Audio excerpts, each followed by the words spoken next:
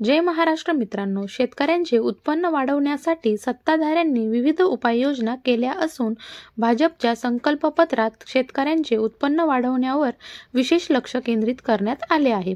केंद्रीय गृहमंत्री अमित शहा यांनी या संदर्भात महत्त्वपूर्ण अशी घोषणा केली आहे. त्या संदर्भातील सविस्तर माहिती आपण या व्हिडिओच्या माध्यमातून जाणून घेण्याचा प्रयत्न करणार आहोत. त्यामुळे व्हिडिओ नक्की शेवटपर्यंत पहा आणि आपल्या चॅनलवर पहिल्यांदाच आला असाल तर चॅनलला सबस्क्राईब करून घ्या, जेणेकरून अशाच प्रकारचे नवनवीन व्हिडिओ तुम्हाला या ठिकाणी भेटत राहतील.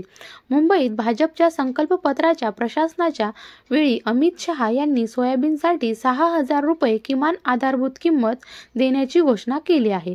या निर्णयामुळे राज्यातील सोयाबीन उत्पादक शेतकऱ्यांना आर्थिक स्थैर्य आणि दिलासा मिळेल असा विश्वास व्यक्त करण्यात आला आहे.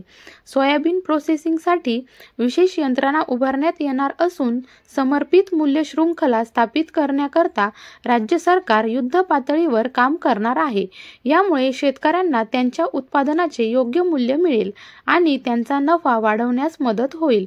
एकूणच राज्यभरातील सोयाबीन उत्पादक शेतकऱ्यांना आर्थिक लाभ मिळवून देण्यासाठी भाजपने ठोस पावले उचलल्याचे स्पष्ट करण्यात आले आहे.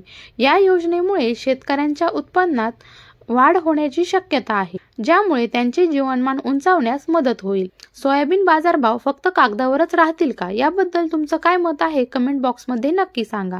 आणि आपल्या चॅनलवर पहिल्यांदाच आला असाल तर चॅनलला सबस्क्राईब करून घ्या. धन्यवाद.